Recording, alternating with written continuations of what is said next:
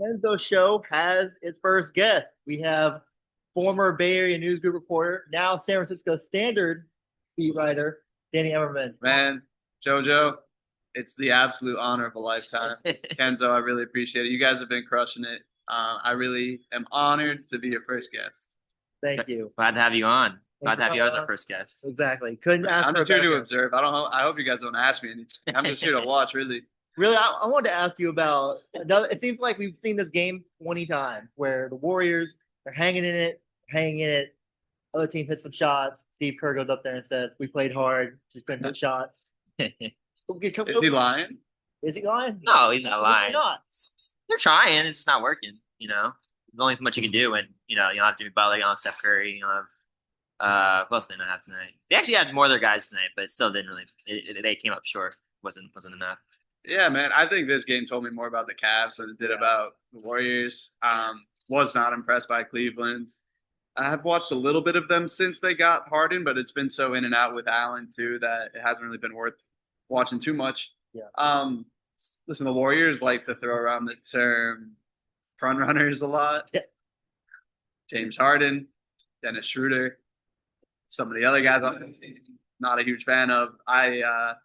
They haven't gotten out of the second round since LeBron was there. No. And I don't think this is going to be the year they do it either. I thought they were going to unravel when Dennis Schroeder does a flying side kick into it. They kick it to Cryer I've never seen that before. That was crazy. And I should say, James Harden played great tonight. He's an incredible player, Hall of Famer.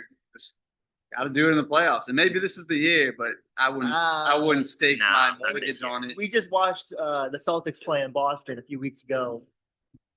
That team has all the tools. Yeah, I was going to say, this Cavaliers team is not beating that Boston team in 7 games. Yeah, I wouldn't think so. Yeah. Well, go through that. Go through the just technical foul after technical foul after technical foul stretch because that was kind of the more exciting parts of the game. Yeah, it was. Let's see, flying side kick into LJ Cryer. Draymond goes and probably pushes him, which I actually didn't think Draymond should have done. Push me. Here's what Schroeder did. Oh. He grabbed him a little bit, and that's when Draymond really extended. Schroeder's like standing over Cryer for no reason, really. It's like standing over a rookie. So I think Draymond's like not having it with that. They were already barking the whole game. Like they're going at it. They were talking on the bench and stuff. Like there's some weird residual bad blood from when Schroeder was here and got traded like 2 months after arriving here. And then like a couple minutes later, like Schroeder gets called for a tech. He gets goaded by was it Draymond or somebody like GP2. Yeah. Second time he's I guess Denver game, and then Kenny Atkinson crashes out. And I was like, oh man, this Cavaliers team is not. That was part of an 11-0 Warriors run. Yeah. They took a 4-point lead after that. A lot of it was foul shots. Yeah. Yes. Yeah. That is not something that a championship team typically does. Just like unraveling against a completely overmatched team. 10th seed. Randomly for no real Second reason. night of a back-to-back. Missing all their stars. Yeah, but hey, Cleveland recovered. Shook it off and closed out. Harden was great down the stretch. Gee couldn't stay in front of him. Yeah. Hodge helped off Strus a little bit. They screwed up that last 2 minutes. Like they tried to double Harden pretty much every time he got the ball, and it just didn't work. Like they just rotated and got the ball to the the other option would be okay. Let's just play Harden straight up, and that got burned. That wouldn't work. He got completely burned. Speaking of stars, though, Steph Curry, it sounds like there's a good chance, very good chance, he'll come back on Sunday. Guy Santos called him the GOAT. And scrimmaged again. Brandon Pajenski's like, Steph won't have to adjust to anything pretty much. Yeah. He'll just fit right in. I mean, it's kind of an obvious question, but how much does Steph Curry change this team? Their fate. Just their fate, just their competitiveness. Doesn't change their fate that much. You think it changes their fate? No. What's their ultimate fate? Losing the play-in, probably. That's where I think they're headed. I think Steph Curry could change their ceiling to lose in the first round instead of first game of play-in. That's possible. Makes this team watchable. I think what I'm interested in is, Steph's going to come back at some point Sunday, maybe later. We'll see. But he's intent on coming back. I'm interested in seeing who of his teammates are going to be back there with him. Who else is going to be still standing? Yeah. Are we going to get Porzingis for another 2 healthy weeks? It's like his longest healthy stretch in a calendar year. Guy Santos banged up. Melton's finger looks really messed up. Guy Santos, every time he goes to the podium, he's limping. Yeah, Santos, I've talked to him after games before. I'm just like, if he's not limping, he didn't play. Yeah. That's what his mentality is. He's played the most he's ever played in his life. Yeah. At this point, he's playing like 35 minutes a game for the past 2 months. He looked good. He's been great. You know, he's probably going to be there. Pods has been, I think Pods, he's every punching bag of the fan base. He's been really good. I think something's clicked for him in the past 2 weeks since the Atlanta game against Jonathan Kuminga. Kuminga fighting Hawks. Oh yeah. I think he's had like 6 20-point games in the past 7 games. He looks great. He looks really assertive, but also is more comfortable off the ball. Yeah. I really like how he's been playing recently. So he'll be there. Who knows if Melton will be there? Who knows if Horford will be there? His brother. Porzingis, Seth. Who knows? So if they have all those guys, sure, maybe they could win a couple playing games. If not, do you even want to win that playing game? Because that draft pick for the lottery is pretty enticing. You got to say. I think there's intrinsic value in getting into a series. Yeah, I do think that matters. Some money involved too. Home date. Yeah. Yeah. Oh yeah. No Owners doubt. love that. I will say, Valkyrie's coming up pretty soon. They'll have some home games. And I think like this draft, it's the question of, do you want the 14th pick or the 11th pick? Yes. Yeah. I think in this draft, like it's not that big of a difference after the top 8 or 9 guys. Right.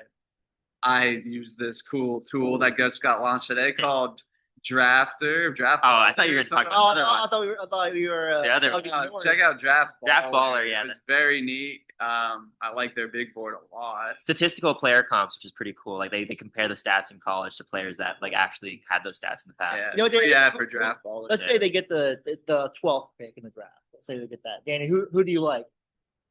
I like a bunch of guys in that range, but I think they're all pretty similar. Mm-hmm. What I wouldn't like the Warriors to do is like to take a big swing on a high upside guy who's not ready right away. Acuff probably won't be there. Wouldn't be there. If he did, I'd be fine there. A guy that comes to mind with that description is like Nate Amends. Yeah. Okay. I think he could be a good pro. Yeah. He's just not going to be ready right now. It's going to may not be ready the for same 3 thing years. for John, like the same mistake that they've made in the past. I don't think that they should make that mistake.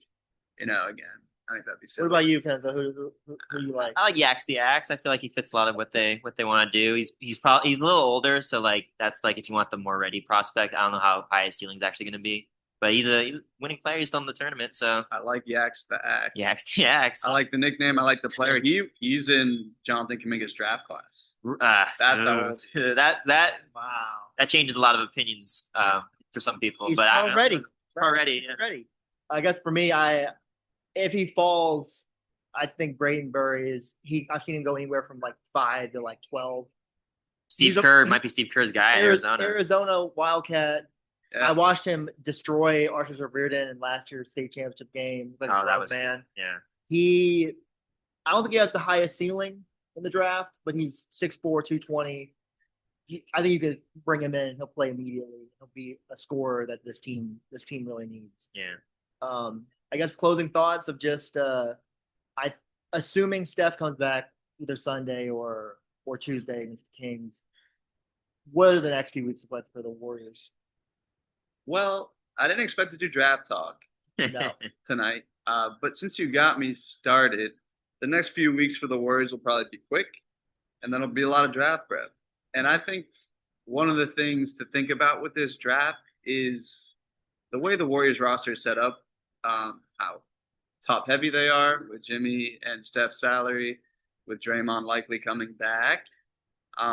They need avenues to find wings. Yeah. And wings on the cheap.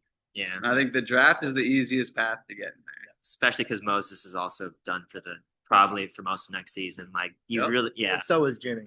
Yeah. Probably. Can you get a guy who can plug and play in the rotation now? That's like get two guys like that. Can you trade a future pick to move back up and take a guy like Haw from Florida? Yeah. Who can probably play right away. Maybe you can get him in the second round. I don't know, but that's the easiest path to get some wings for next year. Yeah. I think this team has shown they can find guys that they're not going to be superstars, but I mean, found Pajemski, pretty good picks. Will Richard, these aren't Trace Jackson Davis. We want to throw them in there. These aren't superstars, but they're guys that you can throw in a rotation. Yeah, that's kind of just what you're looking for. I think Mike's track record in the back end of the draft is important. I think it's impressive, and I think it matters that he's making the picks and not other people in the organization. Kenzo? Point. Yeah. What do you think about these next 2 weeks? I kind of agree with Danny. I think it's probably going to be quick. Like if Steph comes back healthy, like you never want to count him out. Like again, he probably could get them to win 2 playing games and get them to a first round series, which would be pretty fun. But this team is pretty depleted, and I just don't see like them kind of getting as far as we think they can get with Steph. So we'll see. Anything can happen, but I'm kind of expecting the season to wrap up pretty quickly. And before the season wraps up, we'll be chronicling every step of that season. Oh, yeah. Where can we read your chronicle of the season? sfstandard.com and check out Kristaps, the model I made with Claude code. There you go. Give it a spin. What about you, Kenzo? Where can we read your stuff? ClutchPoints. Find me on Twitter, Kenzo Fukuda, and yeah, stay tuned for some more Warrior stuff, some Valkyrie stuff, and it's on too many Valkyrie podcasts this week. Yeah. So yeah.